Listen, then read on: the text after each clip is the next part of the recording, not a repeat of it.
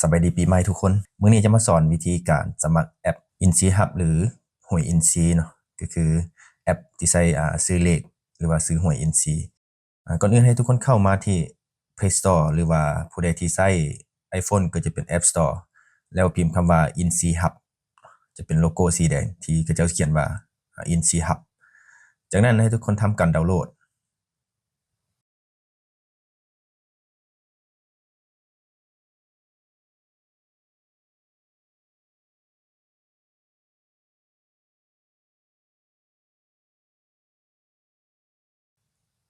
หลังจากที่ทุกคนดาวน์โหลดมาแล้วให้ทุกคนกดเปิด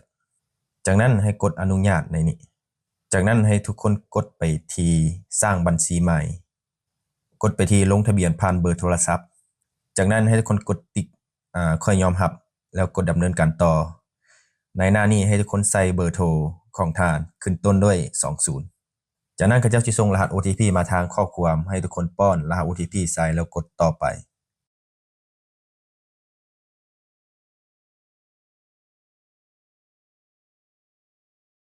ในหน้านี้ให้ทุกคนตั้งรหัสผ่าน8ตัวเลขประกอบตัวอักษรหรือว่าตัวอักษรประกอบตัวเลข2ห้องนี้ใส่คือกันจากนั้นในห้องละครับผู้แนะนำไม่ให้ทุกคนใส่ตามนี้เลยเนาะ